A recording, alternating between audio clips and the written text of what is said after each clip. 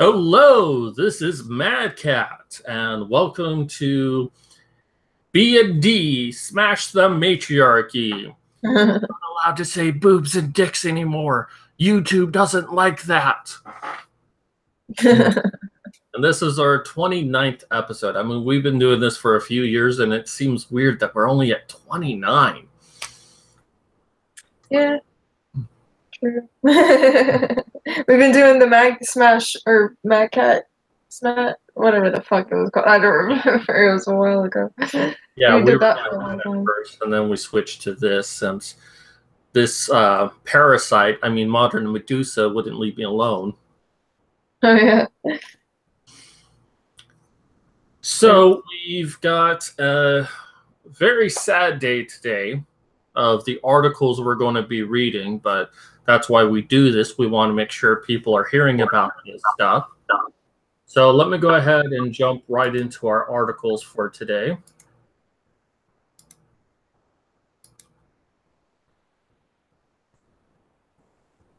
And the first one is going to be about Eric Klopper. Now, you may not have heard about Eric Klopper.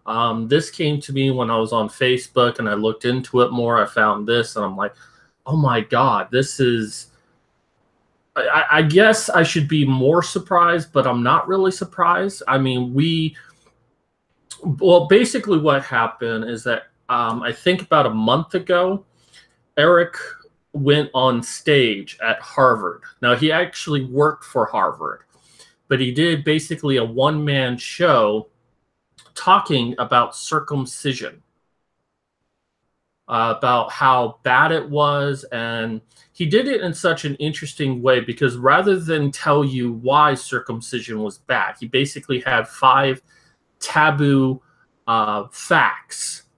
But instead of telling you what the facts were, he explained the facts first to demonstrate why the facts were facts before revealing the facts. And he said that he did this because if he just told you what the facts were, you would just leave because you couldn't believe that it's true. But what happened? Oh, I'm going to go ahead and read this and let him tell us what happened. So, hello all. My name is Eric Klopper. What has captured my attention over the last 5 years is circumcision. I know most people find it strange. I often do too. But when I was in college, I saw my first uncircumcised penis. I had never seen a foreskin before. So I did my research, and what I discovered jarred me. Circumcision is not only unnecessary, but actually quite damaging. But how could this have happened to over 100 million of my fellow Americans? So I spent the next 5 years researching the topic. On May 1st, I put everything on the line.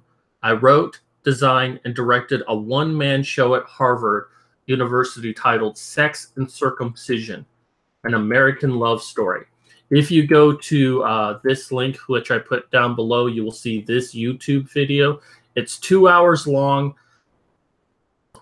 He's a little bit more on the male feminist side of things, and he uses a lot of social justice warrior words, but it is really, really good. I recommend watching the whole thing. It's a little slow at first. He's kind of setting the precedent before he gets into the thing, so it takes about a half an hour to really get into it, but it is fantastic. These are the kind of things that we should see more of. So the people who attended my play received it well. They laughed, clapped, and some even cried. I was very pleased with it. I also happened to be an employee at Harvard. Immediately following the show, Harvard's newspaper, The Crimson, published a series of libelous articles against me. So you can see the 5 articles, while refusing to publish my letter to the editor. Harvard University then suspended my employment for over 2 months for an investigation, or more appropriately called an inquisition. During this investigation, Harvard solicited complaints against me, operated behind the scenes to eliminate my position so I would not have a job to return to, and, worst of all, Harvard colluded with Bay State Sound, the company that managed the sound for my event on Harvard's recommendation, to steal intimate footage of mine. Harvard then proceeded to share my sensitive and illegally obtained sensitive footage with senior administrators, my boss, and other friends and colleagues under the guise of this vague investigation to try and shame and fire me. Harvard's behavior is not only grossly unethical and hypocritical, so much for being a bastion of free speech and education, but also illegal. How is this behavior of Harvard's most senior official not different from revenge porn shaming me? Hint, it's not.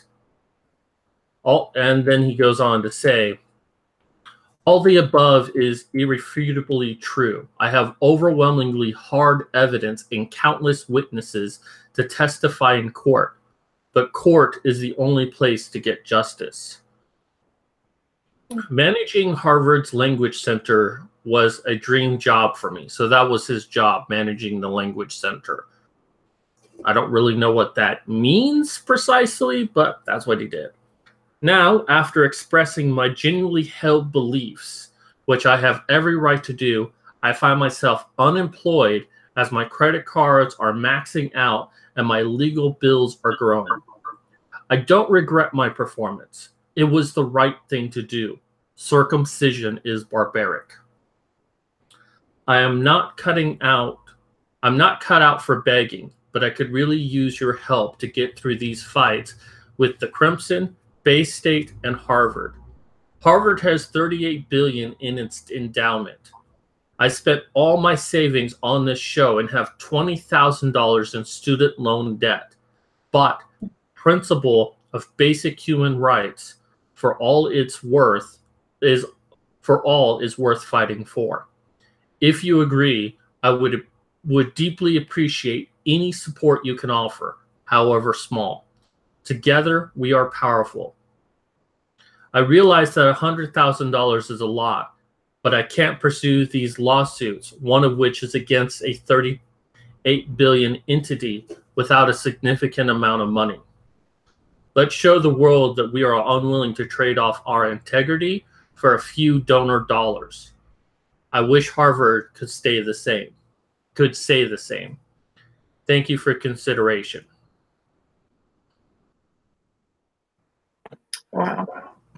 So as you can see, he's trying to raise $100,000 and he's only collected, well, not even 1% of that so far. Maybe like 0.3% of that. So do you want to respond to this, Vanessa? Well, it just sucks for him, that they just basically all went against him for no reason other than, speaking his mind, I guess. So that's really, really unfortunate. I feel bad for him, and I hope that he, finds some kind of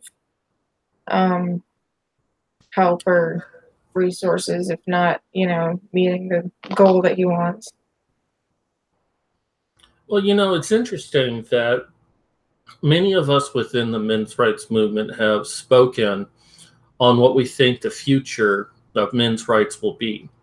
And one of the things that we've discussed is that feminists will start trying to usurp men's rights, saying that they've supported men's rights all along, and start fighting the fights that we've been fighting for, while still saying that us in the men's rights are bad. So when I first started watching this, I'm like, okay, this is what is happening, that the social justice warriors, the feminists, are starting to take on the issues that we've introduced, that we've been talking ad nauseum about and not getting any headway. And here's a male feminist doing exactly that. However, we're not there yet because of what's happened to him. because, I mean, he's being called anti-Semitic. He's Jewish. What? Oh God, that's hilarious.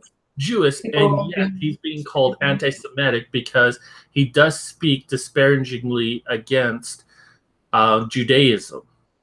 He also speaks against Muslims and Christianity. But, you know, it's like he's attacking everyone, basically, who supports this. But there's this belief within feminism that, you know, it's her body, her choice, but any children she has, it's still her choice. And they disagree with the notion that circumcision should be his choice, because it's better if they're a baby, which I agree with. It is better to circumcise a baby than an adult man. I disagree, but... Well, no, I mean, what I'm saying is that if you're going to do it, if you're going to mandate it, it's better to do it when they're a child than versus an adult, because it'll affect them a lot more severely as an adult. Saying that, I don't think it should be done at all. I think it's a practice that should be illegal completely. Yeah. But he's fighting now against the system that he believed in. It has turned its back on him, indicating that if you speak out against any slight, even if it's your opinion, even if you can demonstrate evidence of it, it doesn't matter. Right. It doesn't matter because it goes against... because it's not talking about a woman or minorities or anything like that. You know, it doesn't go with their progressive narrative because it doesn't help people who they think are in need, supposedly, I guess. Well, plus the fact that, you know, he's basically said that America is a barbaric nation. Even though he says it's the greatest nation, this one thing makes it barbaric. Basically holding everyone in contempt who practices this. That includes mothers who do it. And that goes against feminism because you can't blame women for something. That's all the male patriarchy. Exactly. And I think that's the problem that they have with this, is that he's basically shaming anyone who's ever engaged in this. I see. Yeah, I mean, it is a very, you know, barbaric thing to do to anyone, male or female. You know, if a Muslim family happened to, you know, move in or like move from you know, a Middle Eastern country and then suddenly like have a baby, you know, what if they wanted to circumcise their baby girl, you know, because that's how it was raised in their culture. You know, people would be freaking the fuck out, even though I'm sure that does happen in, you know, small Muslim communities around America and probably Canada as well. But still, you know, it's like you don't think about that when it comes to like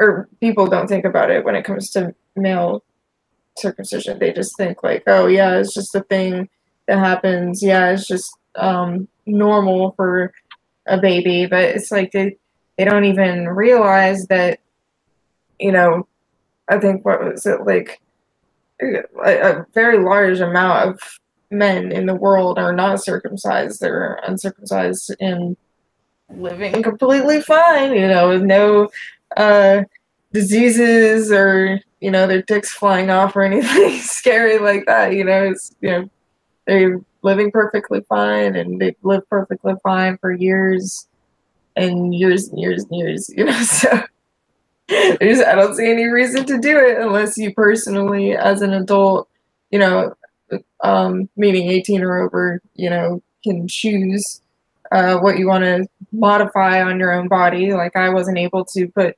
tattoos on my body until I was 18, and you know, I don't think that should be forced on a child to have their genitals mutilated before they're 18. So, I wouldn't want to get this tattoo before I was 18. That would be scary. Be all stretched out and weird looking now.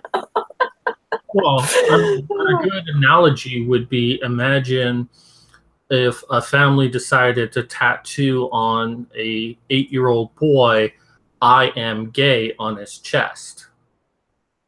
Right. Even if later he doesn't become gay, he now has that on there. He would have to get a special procedure just to get it removed. We would be all up in arms about this.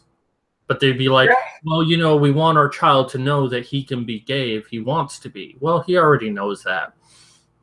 And you're right, it probably still happens in small Muslim communities, even in the first world, where women are getting circumcised. But, he made a very valid point that I don't think anyone's really discussed, that this issue is for men and women. This isn't just a men's issue. This isn't just a woman's issue. But the way he explained that it's a women's issue is when it comes to sex.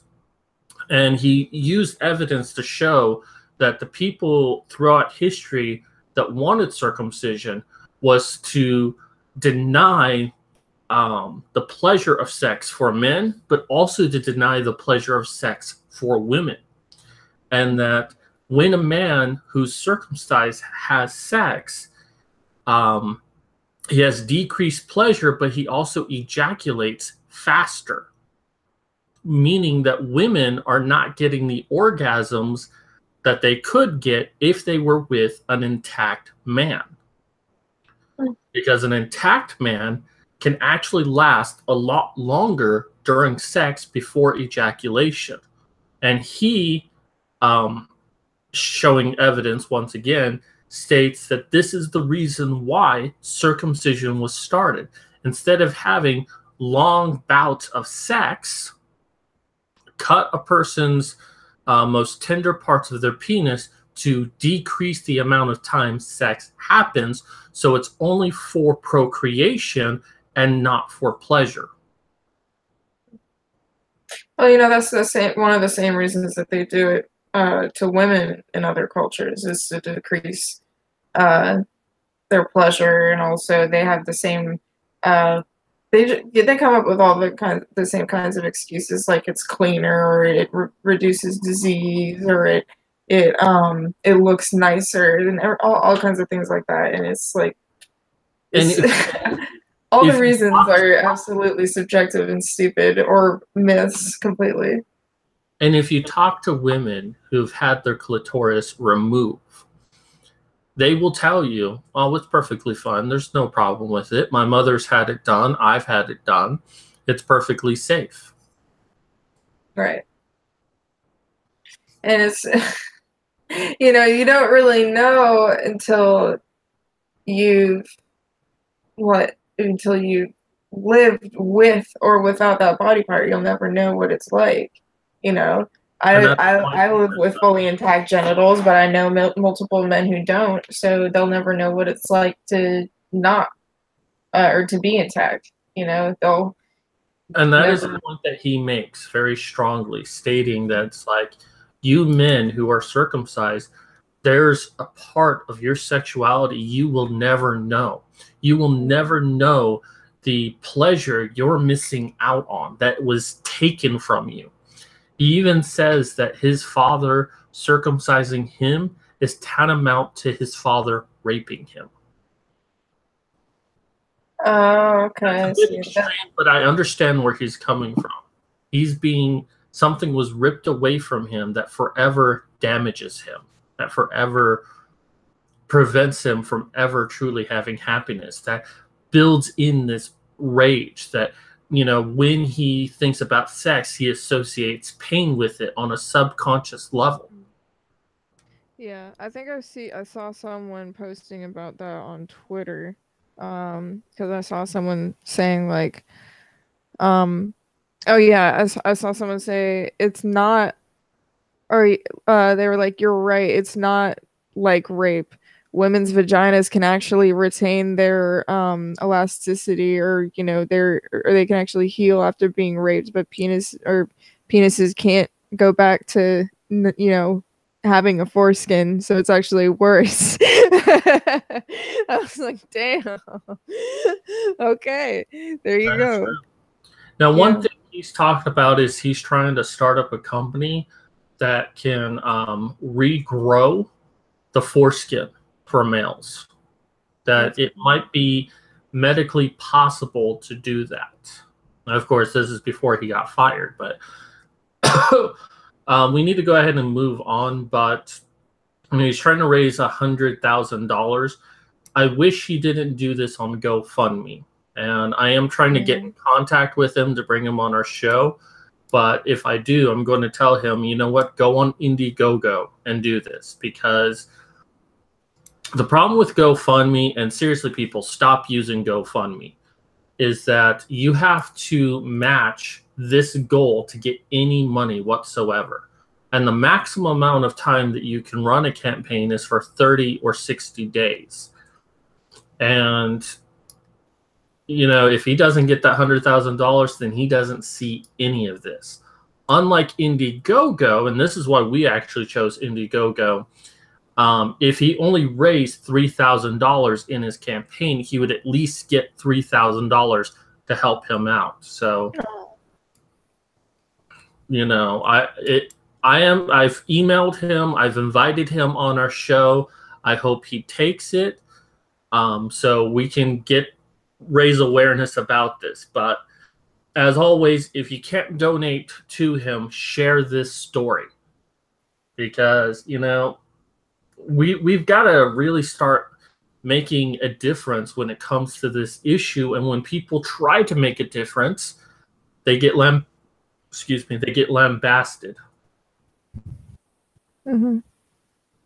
So the link is down below in my little box there.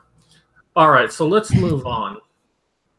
Now, ordinarily when I do these articles, I don't use Wikipedia, or at least I do it for research purposes, but not to read directly for it. Now, something's actually happened this year that got very little media coverage. And when you consider what's going on with like Donald Trump and like, oh, you're taking children away from their mothers, and he's trying to stop border crossings of children because that's basically child smuggling and sex trafficking, or the whole Me Too with Harvey Weinstein, it's amazing this story didn't get more public attention. So this is an article about Allison Mack. Now, for those who know her, she was on the WBCW Smallville show for like 10 years. She was in it for like over 200 episodes. Jeez. Now, in 2018, Mack gained publicity as one of the top-ranking members of NXIVM, a group accused of engaging in blackmail, sex trafficking, and forced labor, for which some experts have called it a cult. On April 20th, 2018, Mack was arrested by the FBI on charges of sex trafficking conspiracy, and forced labor conspiracy. That was on 420. Hitler's birthday. That sucks. I'd heard about that. I remember hearing about that, but I didn't look into it too much. So I'll read this little thing, and then I'll go to the article for NXIVM and look at that a little bit more to give you more of a context for this. But in 2010, Mack was reported to have been recruited to the Vancouver chapter of the multi-level marketing organization NXIVM, along with her Smallville co-star, Kristen Kruick. In a 2003 article from Forbes, advocates of whatever portrayed it as an organization focused on inspirational executive coaching, like a practical MBA. While detractors accused the founder, Keith Raniere, of running a cult-like program aimed at breaking down his subjects psychologically. A former member, Sarah Edmondson, stated in 2017 the New York Times expose and 2018 A&E special on cults that Mac recruited her into an enclave within Jeunesse, DOS, and we'll discuss DOS in a little bit, and that she had been branded in an initiation ceremony at Mac's house under Mac's supervision. Now, if you're a little confused about what branded mean, it means that they took a hot iron and carved their initials on her skin to show that she was owned. Awesome. Oh, cool. Shoab said in Megyn Kelly Today that after she met Alex Mack in a casting audition in 2013, Allison kept love bombing and mirroring her and sending her emails to make her join the cult. Samia also said that at the moment she was struggling with alcoholism after a traumatic experience, and since both seemed to agree that Alcoholics Anonymous was too much male energy, Allison invited her to a feminist alternative. Oh my god. Samia, go ahead. That's hilarious, since she was actually forcing her into a sex trafficking cult. Using the term feminism. Oh my god. That's so fucked. Samia said Allison had her speak with Edgar on the phone and that he said generic things about self-help groups. According to Samia, Allison invited her to dinner and brought a quiet young lady as a friend, who Samia is uncertain if she is India Oxenberg. And India Oxenberg, I guess, is an actress or some sort, but she wasn't sure if that was really her or not. And that Allison went from being friendly to being moody. Now, I understand that this is Wikipedia, and it's like, well, you know, anyone can edit Wikipedia, but there are links to all of this. So if you want to do more research on this, you can go to all of these places to find out more. Mac was arrested in Brooklyn by the FBI on April 20th, or 420, on charges of sex trafficking conspiracy, and forced labor conspiracy.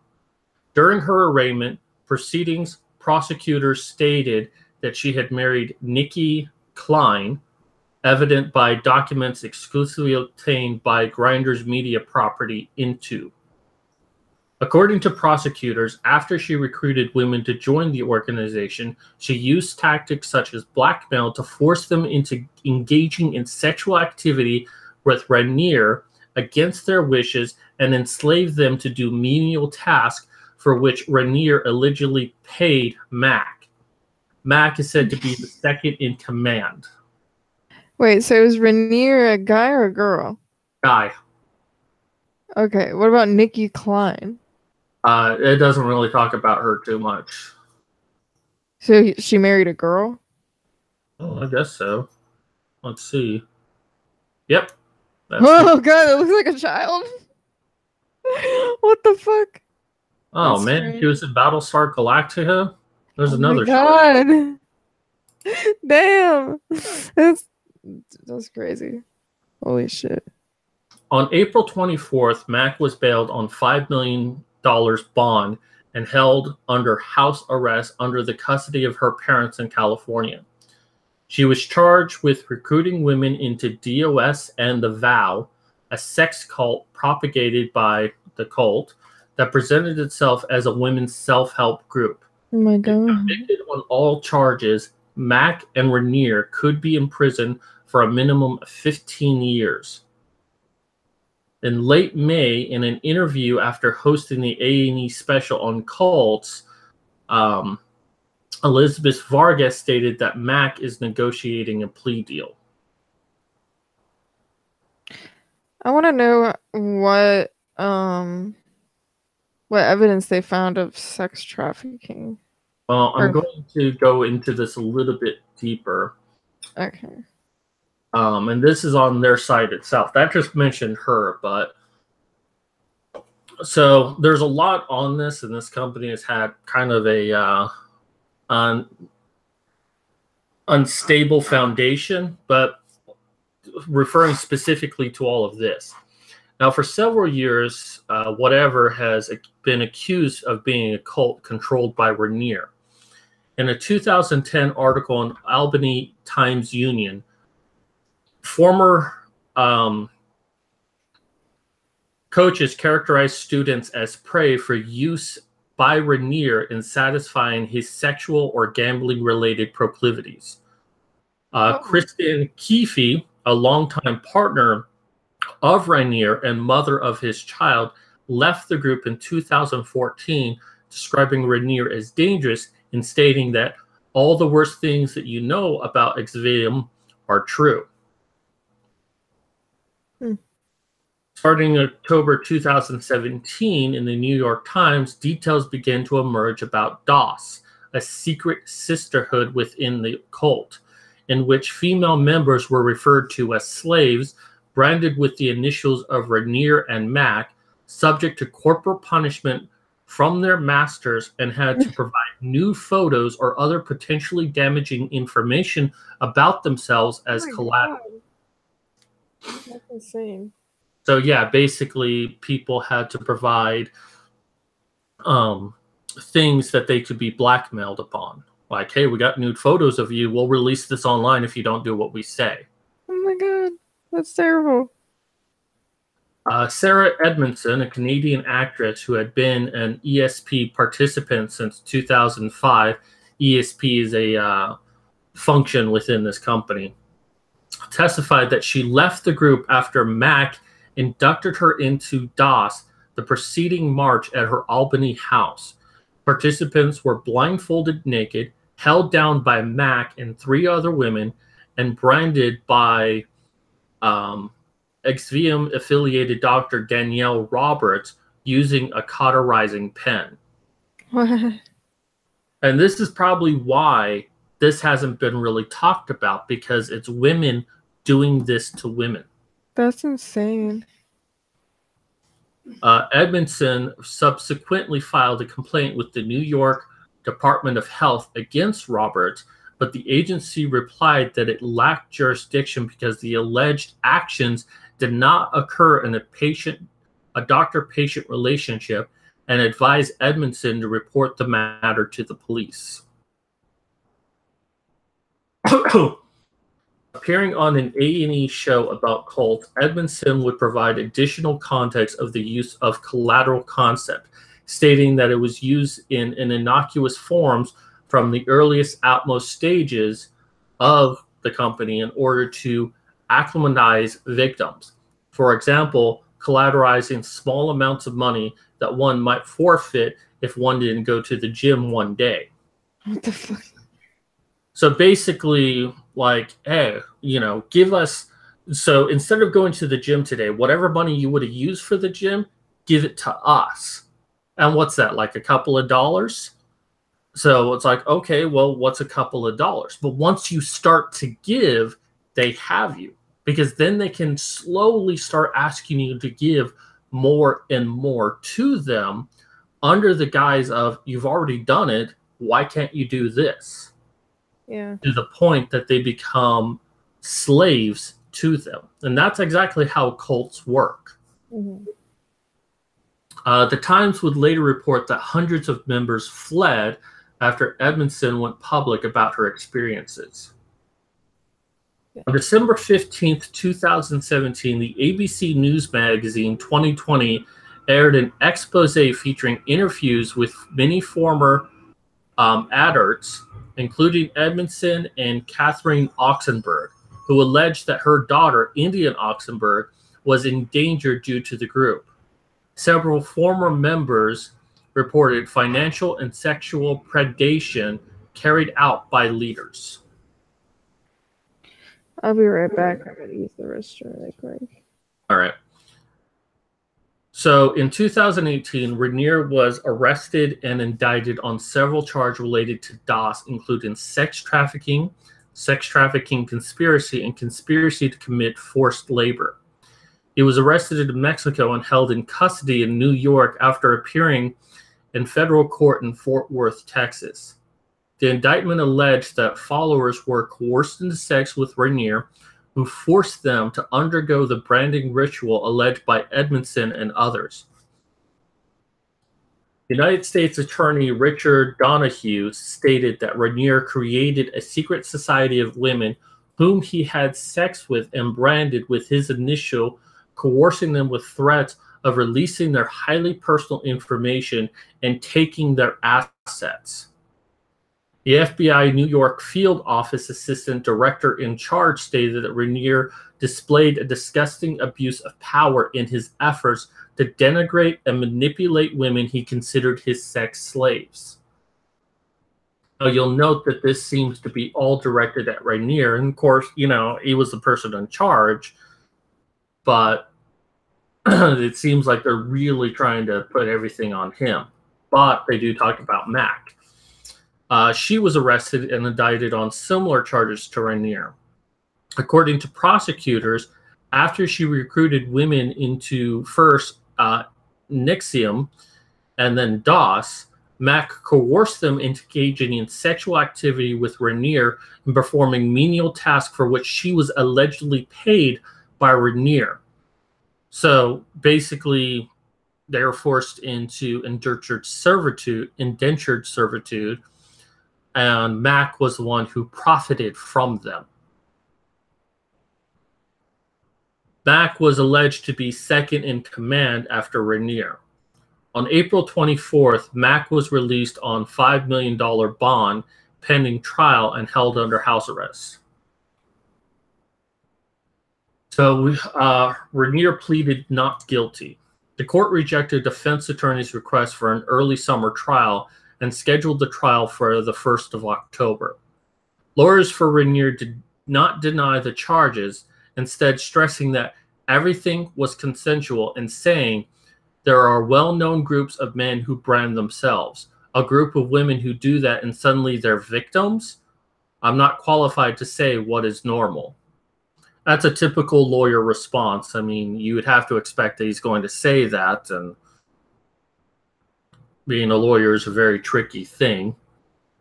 Salzman's home was raided shortly after Rainier's arrest, and prosecutors stated that his arraignment, that further arrests and a superseding indictment for Rainier and Mac should be expected. In late May, authorities moved to seize 2 owned properties near Albany. Claire Bronfman responded to arrests in a post on their website stating that she still supports the cult and Keith Rainier because I've seen so much good come from both our programs and Keith himself, and insisting that neither the cult nor Keith have abused or coerced anyone. I don't think she's biased in the slightest. The post seemingly confirmed the existence of DOS, stating of the secret sisterhood, while I'm not or never been a member of the sorority, is not coerced nor abused anyone. Well, if you're not a member of it, then how do you know? In fact, the sorority has truly benefited the lives of its members and does so freely. I find no fault in a group of women freely taking a vow of loyalty and friendship with one another to feel safe while pushing back against the fears that have stifled their personal and professional growth. It's not for any of us to judge how they or anyone else choose to advance their lives and values. On May 24th, the website was suspended with the ESP enrollment, curriculum, and events until further notice, due to extraordinary circumstances facing the company. So, and this is why I mentioned like the whole Trump thing, because, you know, the whole reason of like, because Obama set the precedent that if you had children with you, then you could get into this country. And Trump's saying, no, you can't anymore because too many people have used that opportunity to smuggle children in. So child trafficking and sex trafficking of minors just trying to cross into the border. Because, hey, if I have a child with me, I get to live in America. Why wouldn't I do that? Oh, I don't have children? I'll just kidnap someone's children and take them across the border. And yet these people,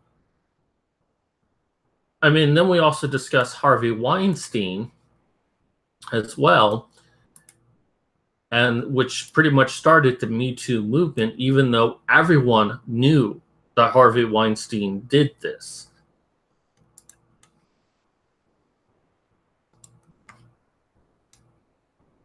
Everyone knew that this was going on for many years and no one ever said anything about it.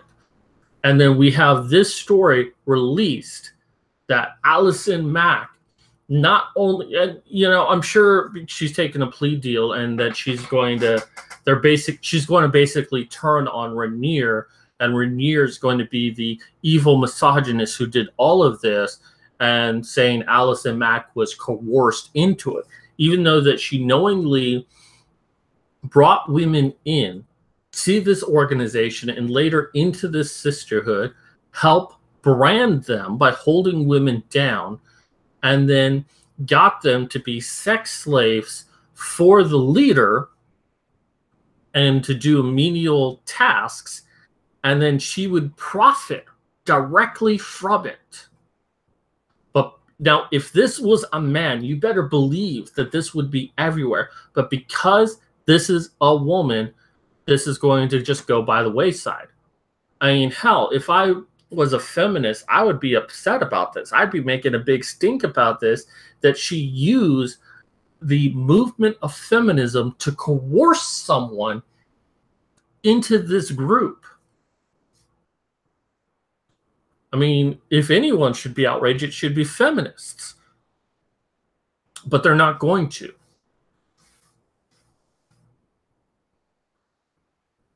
I guess Vanessa hasn't returned yet.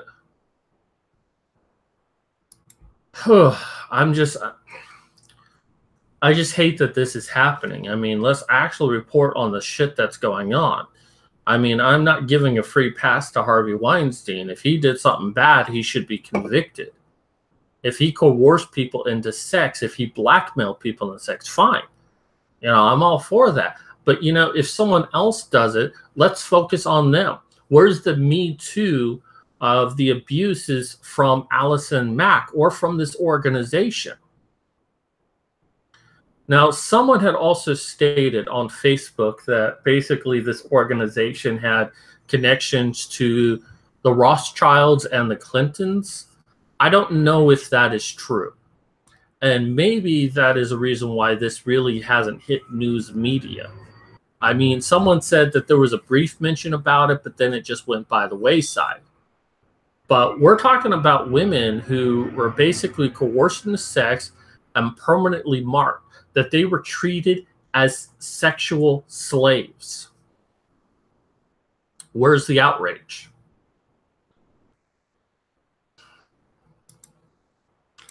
I'm waiting for Vanessa to come back before we move on to the next thing, but we're kind of running out of time, so let's go ahead and go to our next article.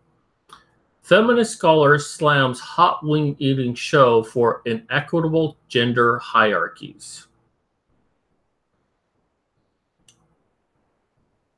Society makes women eat dainty, light, and sweet. No, I'm quite certain women make other women do that. Have you ever watched two men devour spicy chicken wings and been so affected by the absence of women that you wrote an academic paper about it? If not, then you're not as enlightened as the University of Tulsa Emily J.H. Contois. The professor of media studies apparently sees toxic masculinity at work in the popular YouTube show Hot Ones, whose host and celebrity guests each eat a plate of hot wings dressed with hot sauces of increasing intensity. Her research examines how media representations of food, cooking, and dieting construct and negotiate masculinities in our current historical movement. And Contoy's paper in Feminist Media Studies sees dark forces at work in the 3-year-old web series produced by First We Feast. In all that time, only 11 women have been solo guests on the show, a stark underrepresentation that piqued my academic interest.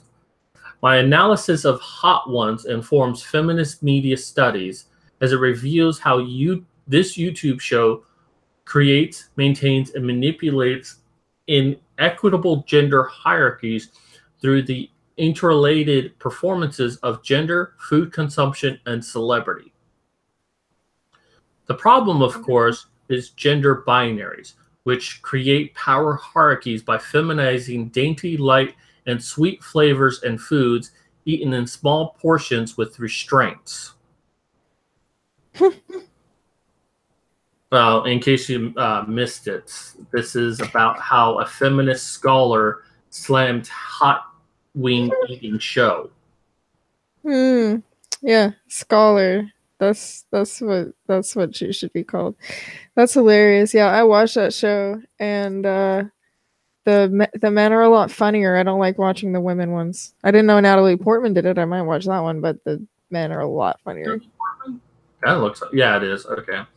Well, what she specifically says that she's I guess she's at the University of Tulsa, Emily J.H. Contois. Contois? What? Contois or Contois. I don't know how to pronounce that. But basically, she watched the show and found that only 11 women had participated in the 3 years running. And that it shows that women have to eat small and dainty compared to men. So let me continue reading. That's retarded. In contrast, social conventions tell us that manly foods are spicy and served in large quantities, and that real men, her scare quotes, are expected to seek out and conquer hot peppers and spice-singling sauces that bomb and pain is good that include them. The Food Network and other media reinforce these gendered notions, and our culture hostility towards men messily masticating spicy fowl and discussing its effect on their GI tract may lead fewer female celebrities to agree to come on the show, she theorizes. After all, such topics are often considered taboo to openly discuss, let alone be as part of celebrity persona, unless they adopt the cool girl persona, wherein the female guest acts like a stereotypical man while keeping it tight.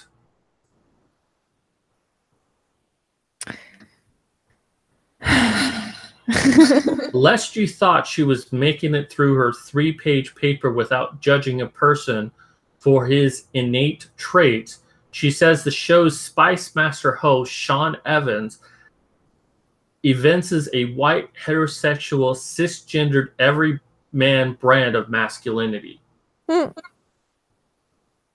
So, yeah, basically saying that, it shows like this that says that women are not allowed to do this because they've only had 11 women appear on there.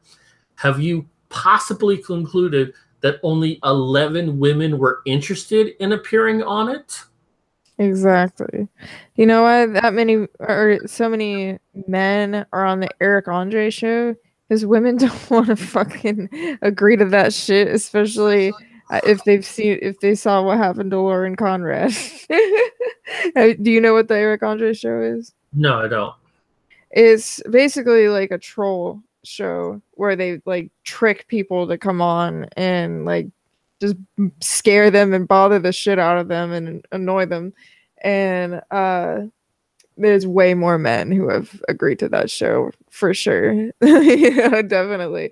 And it's because women just don't want to do things like that sometimes, you know. It's their choice. Why don't you ask all the women who were invited and see, you know, how many of them actually decided they wanted to go, or the reason they decided not to go. You know, why do you have to assume it's because of their dainty eating habits? That's pretty sexist of her, in my opinion.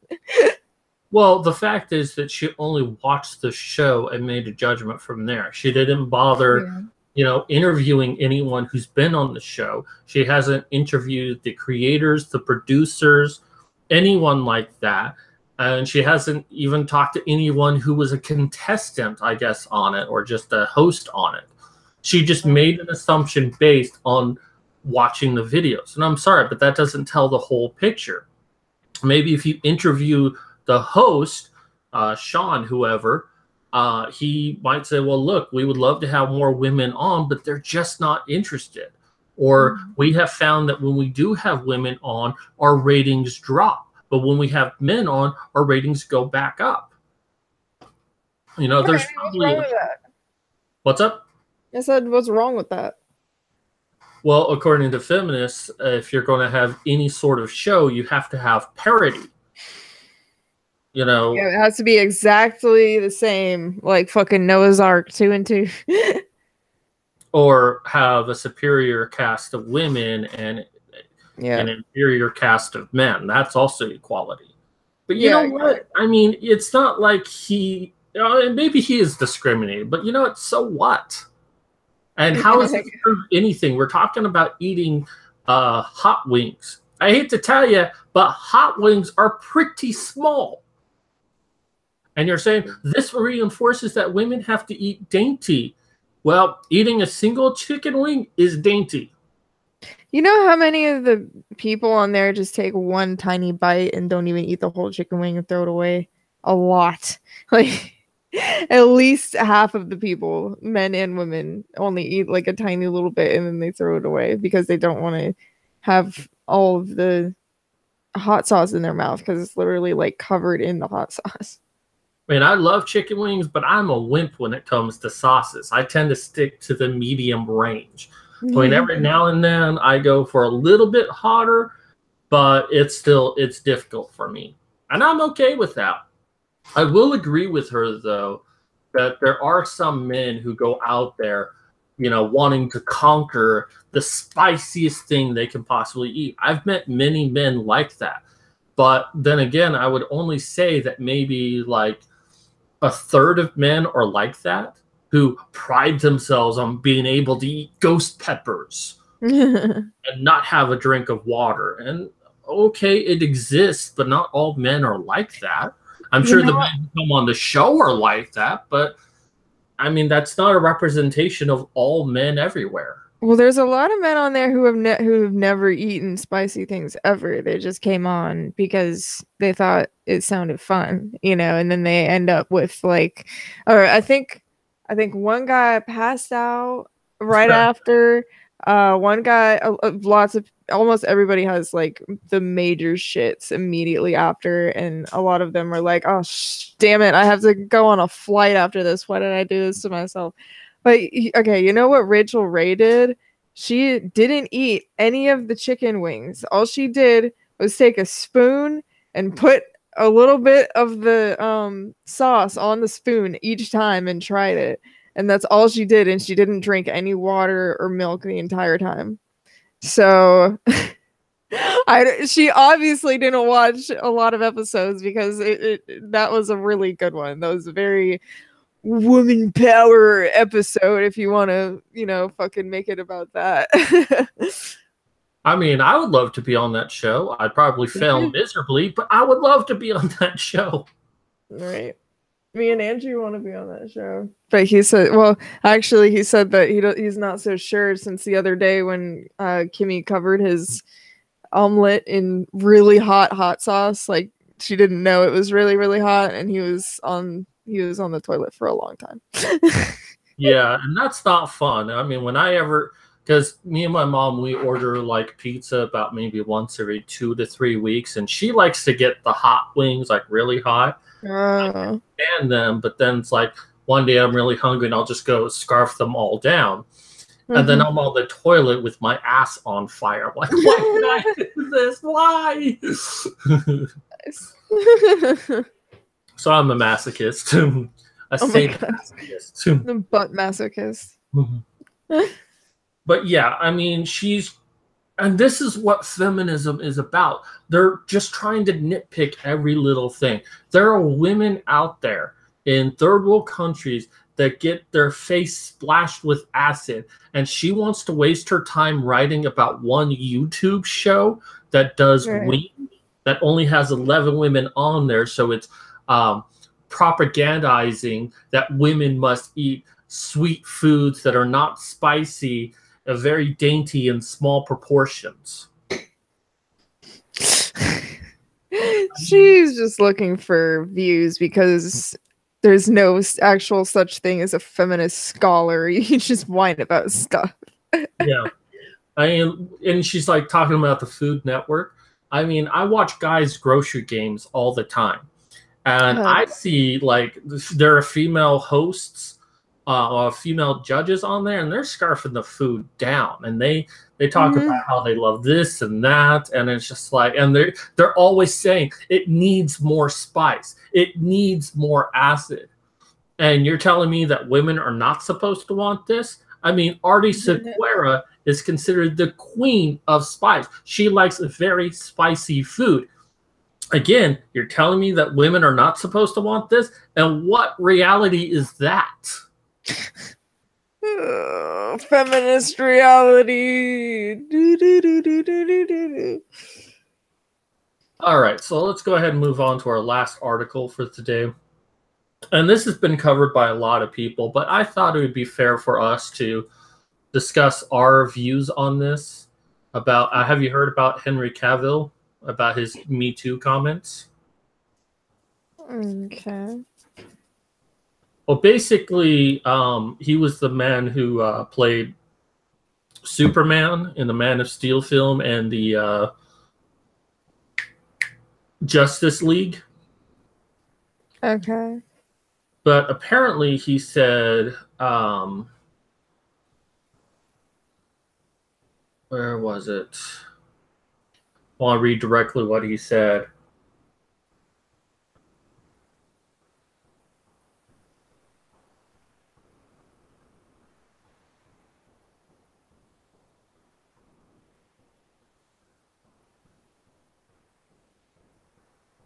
Well, okay, I can't find what he exactly said, but basically his words were he didn't want to date anyone ever again because of the Me Too movement, because he doesn't want to be accused of rape.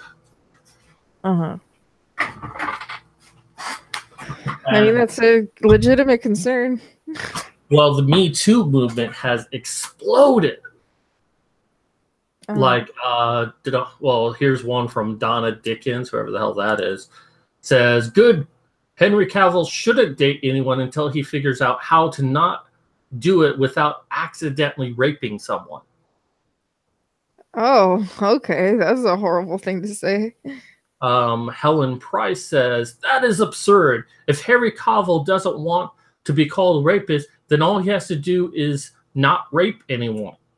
The mental gymnastics some men are doing to position themselves as victims of Me Too is insane. Yeah, because men can't be victims ever, right?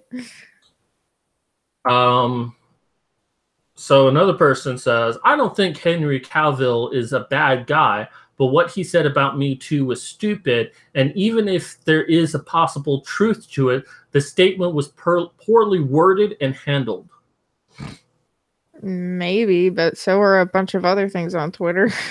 Well, he said this in an interview, actually, but conversations with Henry Cavill seem intense. Well, I don't want to go up and talk to her because I'm going to be called a rapist or something.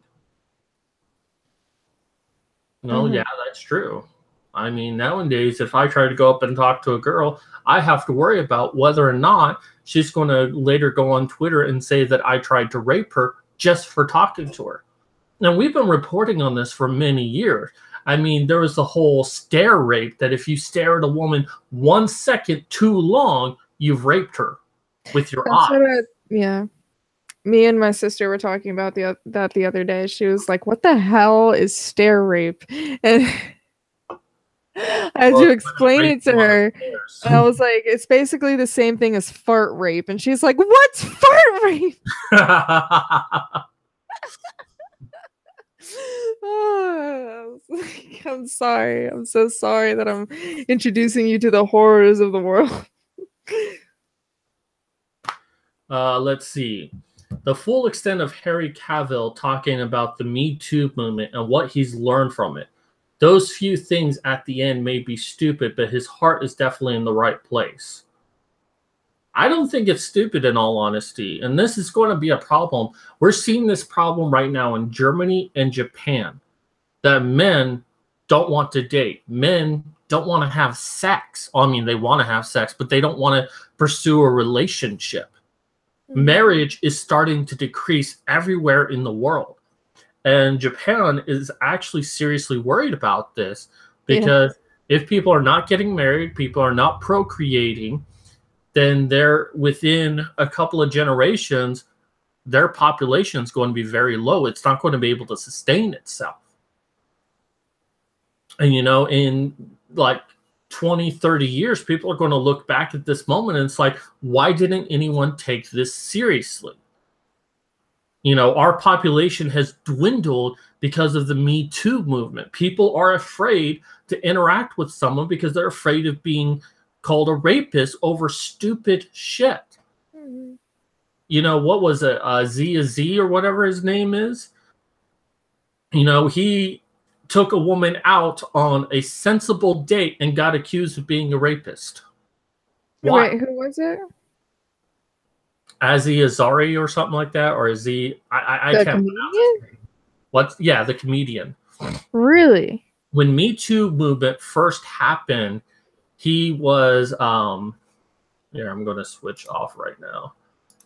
He was basically... That is so funny because a lot of his comedy is like feminist based. Yeah. That makes me giggle. But basically, he was accused of... I don't know if he was accused of being a rapist, but a lot of women hated him because they took him out on nice dates.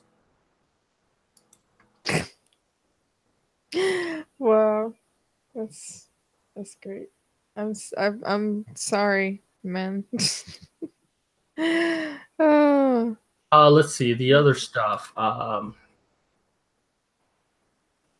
Today it's Henry Cavill with, I believe women should be chaste. When did the notion of being chaste is a pleasant feeling become so universally accepted? By women everywhere. Women want to be chaste. And I'm not saying this as like, oh, I'm a predator who wants to rape all women. No, they really do. They don't want to just say, hey, baby, how about we go out on a date a couple times, we have sex, and then that's it. They want the illusion that it could be a magical encounter to where, you know, we could end up married and have a bajillion children, even if they themselves know that it's just going to be a small time fling. They want the illusion. Hell, men want the illusion too. Right. People are just anal in the bad way. Brilliant thread by Helen R. Price. What a fucking ridiculous statement from Henry Cavill, and obviously very telling of his own takeaway of the Me Too movement. The tone of his exhaustion he cuts, disgusting, and the stats are terrifying, and ultimately what the true focus should be. Another person. Here's the thing. I do think a lot of women are taking the Me Too movement too far. Like a guy can accidentally brush a lady's boob and suddenly his entire life is over. So I get where Harry Cavill is coming from. But the way he said it was insensitive, in my opinion. So let's look at what he basically said.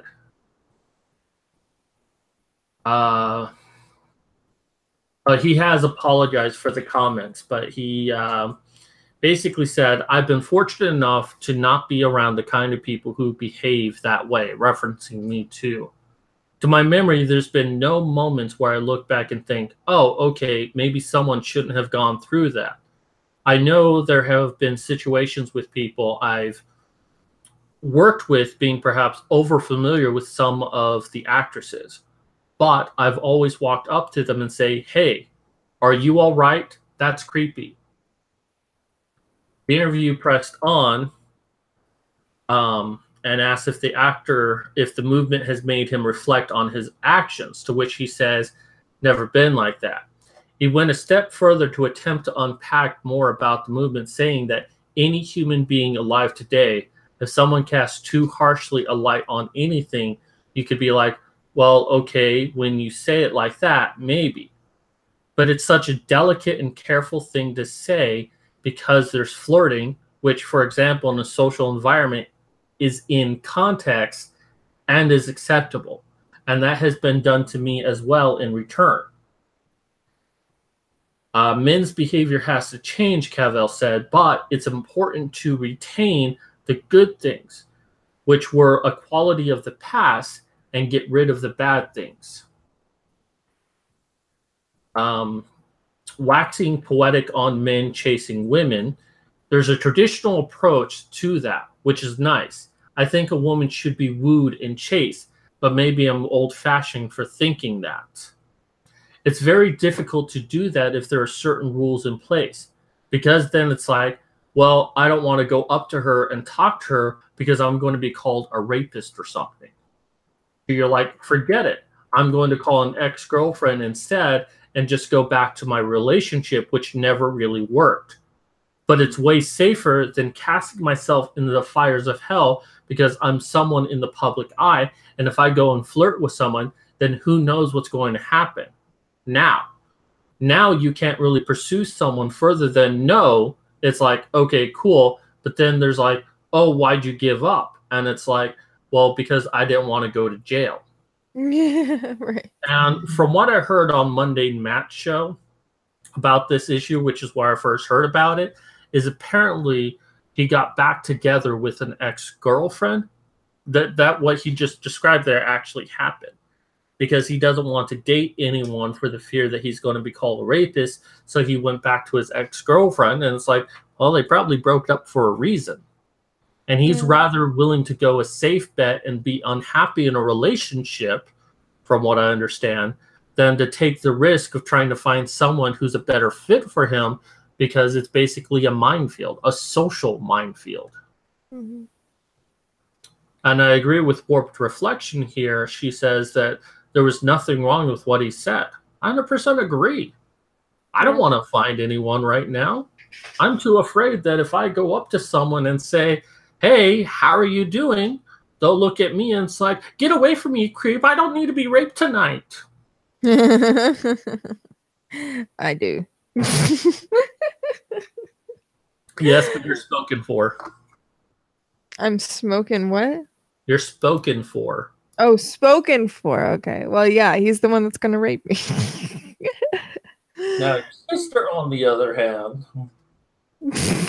Hey, she's underage. Don't bring her into this. She's related to you. She's not innocent. I know. Hey, Andrew. Did you give me my energy drink? So, yeah, it's just the culture that we live in today. And it's like Henry Cavill is saying some truth here that you've got to be careful out there. I mean, it's not your intention to rape, but most of these claims of rape by sea is actual just innocent actions that someone's taken way out of proportion.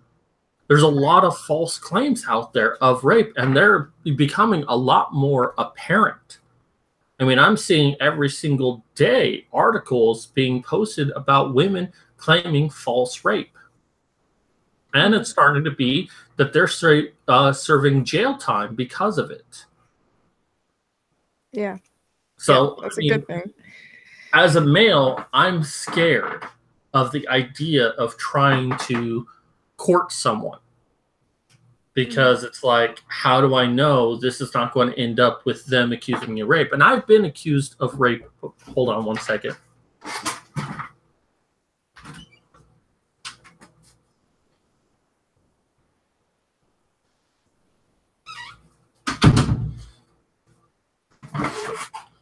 All right, I'm back. Sorry for that. My mom needed something. But I've been accused of rape before. Now, luckily, the people I was friends with didn't believe it because it wasn't true. It was a false claim of it. But still, to the point, you know, had they not, my life could have been ruined because of that. Yeah. And it's not fun to go through at all. I mean, I got very lucky in that situation, but I can only imagine, you know, being a big media star like that, he's got to protect himself. If he wants any chance at happiness, he's got to play it safe.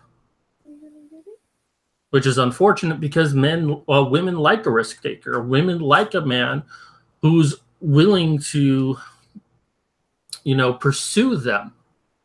But, you know, I'm starting to see like feminist articles out there. Like, you know, a guy asked me out and I said no, and then he left. And it's like, why didn't he try harder? Because of the Me Too movement. Right. I mean, why is it the guy's responsibility anyways? Why did they have to try harder? Why can't you try harder to prove, you know, that you actually care about them? Thank you. And, you know, that you actually are for, you know, are interested in more than just their money and their looks or whatever, you know, it happens to be, you know, like, I don't like, yes, men chase women, you know, that's like how we just work basically. But I mean, women still have to at least reciprocate somewhat, you know. They can't just leave it all up to the men, or else it will go back to the primitive, you know, thing of like, oh well, I'm just gonna take you then, you know. Well, that's what they do over in Muslim countries. It's like women aren't allowed to have an opinion, they aren't allowed to choose their partners. And, you know, look at what happens there and to the migrants that are coming over, you know, just saying. But, you know, well, even men can't choose, you know, their partners. A lot of it is arranged marriages. Right. A lot of it is younger women marrying older men. It's like, well, what about the younger men? What are they supposed to do? There are even cultures over there where a man can have multiple wives. Well, that's not exactly fair for the single man who doesn't really have that kind of wealth. I mean, who's he supposed to marry? When if he likes anyone, they're most likely married off to someone else. True. And people forget that little side of the equation because they only focus on the women. And I'm not trying to accuse you of doing that. I'm sure you didn't really know the full extent of that, but that's kind of the point. Oh, yeah. Is that the full extent is not revealed. But yeah, I mean, another point that I wanted to make was that, you know, you never know also if, you know, if you have a sexual encounter or whatever, or even if you don't have a sexual encounter, someone or a woman could, you know, just have bad feelings about it, or years and years and years later they might have something to make it up an excuse for or something like that, and suddenly you're accused of rape, you know, years after you barely knew this person. I've heard of multiple cases of this, and you know, all of a sudden, just because you know, either they had something to explain to someone that they didn't want to tell them the real truth, or they just, you know, didn't like you and wanted to get back at you for some reason. And, you know, that could happen at any time. You never know. And even I, like, as someone who suffered from, you know, sexual abuse, like, I would never go back, you know, years later, now that we're like, you know, adults and everything, and go back and be like, yeah, he did this and this and this to me, and this guy did this to me too. And it's like, well, you know, I got to think about the situation. I got to think about, you know, what, are you okay over there? Chill. He's freaking doing push-ups back here. Because he's all man. Oh yeah, he's just showing off his manliness over here. I'm hiding behind a couch, motherfucker. Whatever. I don't want anybody to see me doing my. Well, they can hear you. Actually, we can't. We only know because you're telling us, Modern. I don't know if you can hear his heavy breathing or not. I'm not sure. I wasn't sure if you knew if someone thought he was, you know, nailing someone over behind me or something. But well, now I'm thinking that. yeah, no, he's actually just masturbating over there. But anyways, I would never go back, or I would never, like, now or years from now, just because, like, maybe one of these people got famous, possibly. I wouldn't be like, oh yeah, well, they you know, touched me without my permission and blah blah blah, and like try to not even necessarily you know, try to get them criminally charged, but just, you know, ruin their fucking reputation just by being an asshole. That's what I don't understand, you know, about a lot of the Me Too stuff. Is like, oh yeah, let's come forward and ruin these people's lives, when it was actually just kind of a misunderstanding. Like, thanks. You know, like I've had multiple interactions with people where I did not want to, you know, engage sexually with them, but I did not know how to say no because I was too shy, as, you know, as a younger person. You know, as like a teenager. She did say no to me, just putting that out there. Yes, no. But I did, but I never said no to these people, so they didn't understand that I was, you know, not that I was serious about, you know, not wanting it. So I didn't do anything. I was like, okay, whatever. You know, the problem I have with feminism is, like, you know, fine, if someone gets raped, and the attacker should go to jail. 100% agree. But if I have sex with someone and they didn't want to have sex, and I ask them, do you want to have sex? And they say yes, and I have sex with them, how am I supposed to know they didn't really want it? You know, we have the whole affirmative consent thing where someone has to say yes. Yeah, that's what it's like in this state. You know, I've talked to feminists about this, and I'm like, well, why is this so important? I mean, and she's like, well, someone might be afraid to say no to sex. I was like, well, then by that logic, someone might be afraid not to say yes. How is that still someone's responsibility to know whether or not someone is telling the truth on that? Or more importantly, how am I supposed to know that they'll later regret it? And they're basically saying that men need to be mind readers. And no, because if you say that it's okay for a woman to change her mind after the fact that she wanted to have sex, and that man is responsible for raping her, then you're saying that a man should telepathically know if a woman says yes, that she means no. I mean, I think I saw like some TV series somewhere that, or maybe it was a commercial, I don't remember. But basically, this woman wanted to have sex with this man, and he's like, no, you're drunk. I'm going to put you in a cab and take you home. And she got angry with him because she felt like she was being infantilized, like she's being treated like a little child. It's like, well, you don't know what you want, so I'm going to. And it's like, that was the correct thing to do in that situation, and yet she still got mad.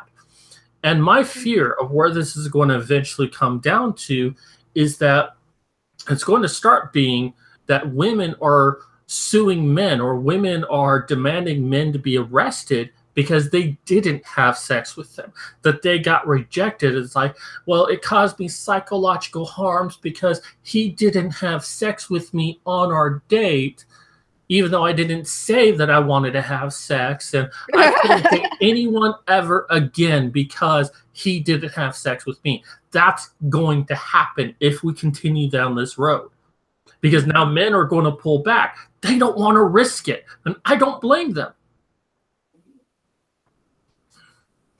Right. Say goodbye. I don't even want to. I personally don't even want to get involved with women because so many of them are crazy, like, not to sound like a misogynist, but I don't want to get involved with women because so many of them have the mentality that if you suddenly don't like someone, then you have to ruin their life. It really doesn't make any sense, or that you have to tell people awful things about them, or just get back at them in your own little stupid way, which can end up being like a big awful thing if you don't if you're not careful, and they don't think of the consequences. That's the problem. They're not responsible, and they don't think before they act. I'm not saying all women. I'm saying that a lot of women have that mentality, that they just don't think about what could possibly happen from their manipulation, and and just small things that they say or do that can have really big effects on people. I don't know. I personally try to think of all my actions and don't make any decisions without being extremely careful. But some people are just like, no, I think I'm just gonna accuse this person of doing something that they didn't do. Fuck it. Like, I've never had that much balls personally. Well, I think for a lot of them, the reason they do it is, one, they want the attention. There's this whole victim culture centered around the idea that if I say I'm a victim, I'm going to get attention. People are going to want to pay me with kindness and say, oh, you must have, and you were so brave to come forward, or you were so courageous to go through that. This person hurt you. Here's like $10,000 worth of Starbucks. They want the inherent reward of being a victim that you can't get unless you're a victim. Well, how often do people become victims in the world? Not that often, so they have to invent something to do it. Yeah. There are those who want to try to get some sort of celebrityness out of it, like Stormy Daniels, who I don't think that her story is real. I really don't. Yeah. I mean, I don't have any evidence to the contrary. It's kind of my gut instinct when I read through everything. But look at what happened to her. She got her 15 minutes by saying that President Trump raped her years ago, but has only brought it up after he became president. Not during when he was running, which might have hurt his chances of being president. No, she waited until after he was president, because it would have gotten her endorsement deals, it would have gotten her TV time, maybe even a book about her harrowing experience. Even though we can't know if it's actually true or not, because the people love these sort of things. Look at what happened to Bill Cosby. Now, Bill Cosby might actually be guilty, okay? But the thing of it is that over 60 women came forward about this, with women dating all the way back to like the 60s and 70s, saying that he raped them, back during a time where if a white woman said a black man raped her, he would have just been sent to jail with no trial. He would have been beaten up. And yet they waited until 2015 to come forward. And they've even proven in the trial process that it was impossible for Cosby to have raped these women. But yet they come forward because it's an opportunity to get something out of it. Because a woman can get a conviction of Bill Cosby of being raped, she becomes a celebrity. Maybe I should try. Sorry. Go ahead. I was just going to say, maybe I should try an experiment and accuse a new celebrity of raping me and see if it works on making me famous. Or just see if, I can get, if I can gain a little popularity without getting in any trouble. Because easy, apparently, you know, to just accuse someone of rape and then, you know, be seen as some heroic woman empowering figure or some shit. Well, I don't think that you could do it. And the reason why is because there's a lot of evidence to suggest that you're an anti-feminist. So the feminists wouldn't rally your cause because, I mean, maybe if you did it against someone they really hated, like Donald Trump in the case of Stormy Daniels. But, I mean, if you probably looked at Stormy Daniels, I mean, she probably is not even a feminist. I doubt it. So I don't think you could do it because your past would work against you. True. Unless I came up with a new persona and pretended to be someone else. Oh, that'd be funny.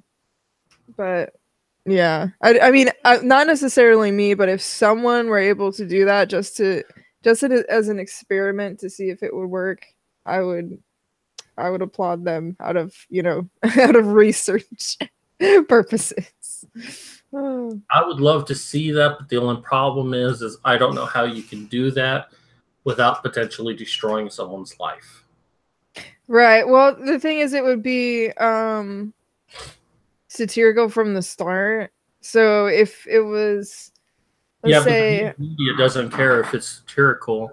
Yeah, I know. Really I'm just saying, like, you know, of course you could claim at the end, you know, oh, of course it was all, you know, a joke. But then, like, well, it depends on the person, because if it was someone huge, you know, like, I don't know, like fucking Milo Yiannopoulos, you know, just anybody like that wouldn't really respond to any criticism like that. It'd be like, oh, well, I'm not going to pay that any attention. So I doubt that if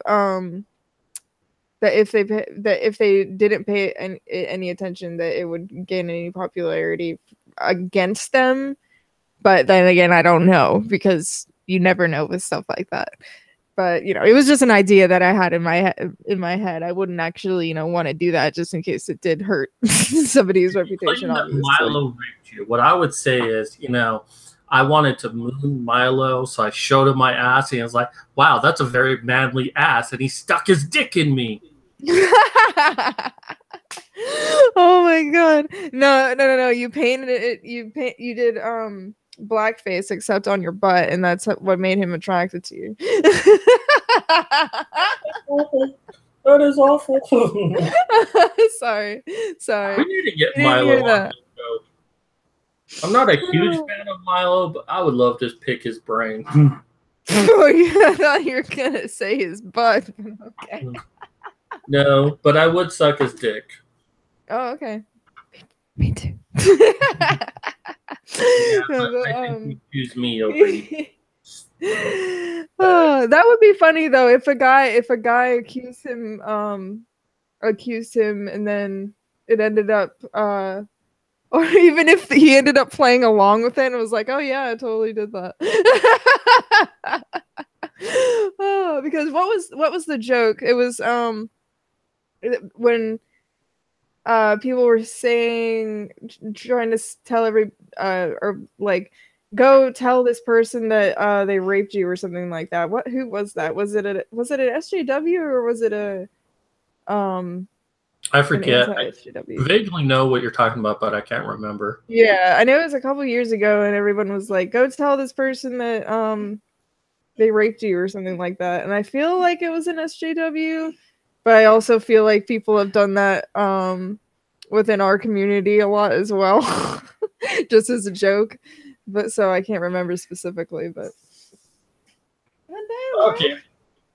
We're going to go ahead and wrap up this show. We've been going for about 90 minutes. In fact, my time now reads 1, 2, 3, 4. So that seems. Oh shit! So I thank everyone for coming today. Thank you, Taco Salad and Warped Reflection. I will try for next week to post this video in more of an advance. It's just my life has just gotten so much busier lately. And plus, I've been having problems with this computer that I'm just now going to. Oh my God. Yeah, so I'm not affecting it at all, but it's my computer. I want to slam it down right now, but I'm afraid of damaging something else. That's something I'm not going to do. Well, I haven't even uploaded the last week's episode to my thing, so don't worry about being late. But you can also find this show now on what's that thing? Because I'm twitching. Oh my God. But you can now find our show on that under Gator and Frog. I'm also posting videos there for Dungeon Siege, and I'm part of their Thursday show. But you can find this show on there starting last week. And also, Modern Medusa's uploading this show on her. Yeah. On her actually, I haven't uploaded them on Twitch yet. I've uploaded them to my YouTube, but I might. Oh, okay. I don't know. Can I upload videos to Twitch that are that long? I'll see. Sure. They take forever, but sure. Okay. So, yeah. Anywho, also subscribe to Modern Medusa. You'll find her subscription link at the bottom of my description box. For some reason, I couldn't think of that name. The description box on the very bottom, you'll see her link. As far as for me, I now have my camera and microphone, so I'm going to start recording videos. Oh, she's holding up the calendar. I guess I have to talk about this first. You can talk about whatever you want. I was just wanting to hold it up. We are still selling our calendars, $10 a piece right now, because we want to try to raise as much money as we can for veterans, Vets Mentoring Vets, which is a program to help any vets who come out of the military with no job skills by giving them competitive job skills so they don't end up homeless, as many veterans do. Yeah.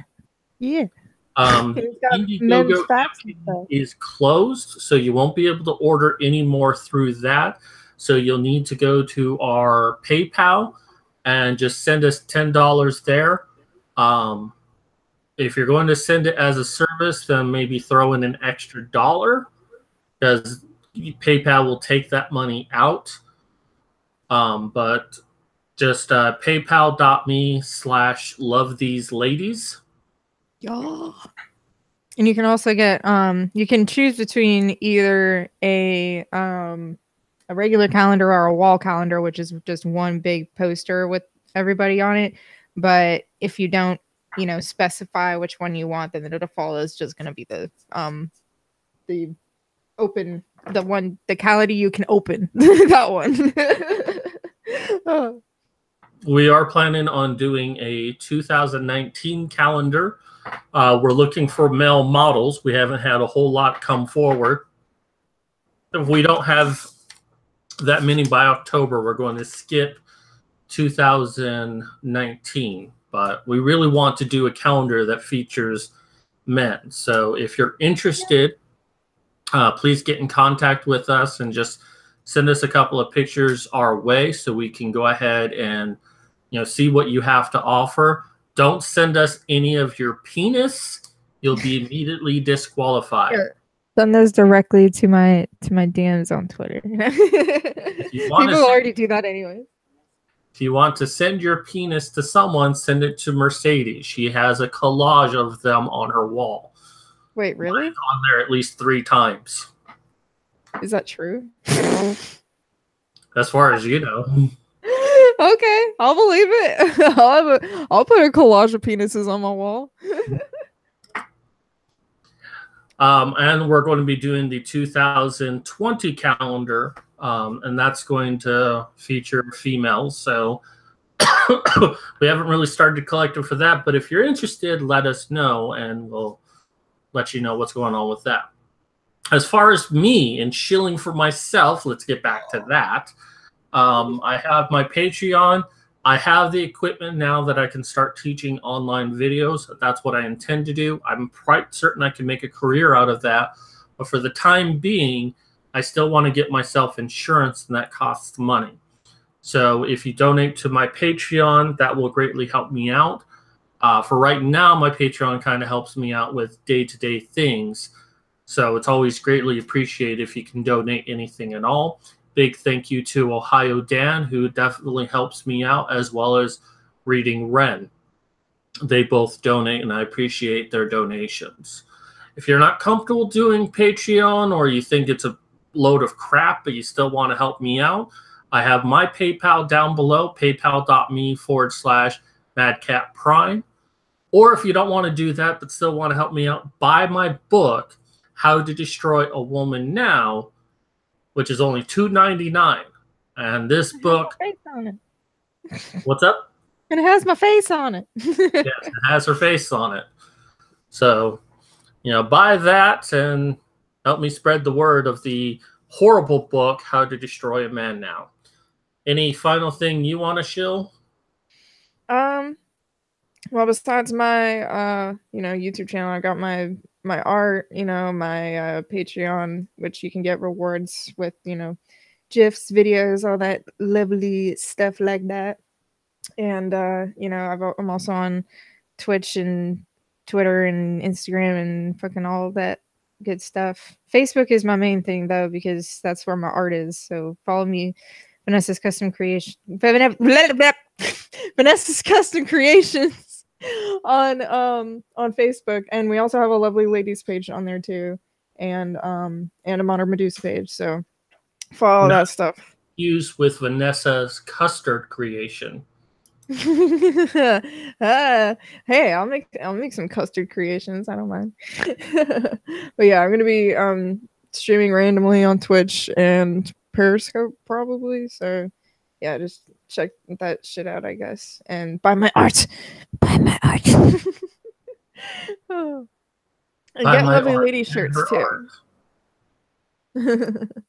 And also for Eric Klopper, I really believe in what he's doing, so definitely check him out. Spread the word about that, because he did such a brilliant presentation on the issue of circumcision. We need to get that out. It's just as important as the Red Pill movie that Cassie J did. So links down below. Just share that as much as you can. Also share this video. Hit the thumbs up, that little notification bell, what have you. Oh yeah. Hit my bell. Do it. Hello, Wikipedia snippet. Also, goodbye, Wikipedia snippet, because we're going to end this video now. So, bye. take care, everyone.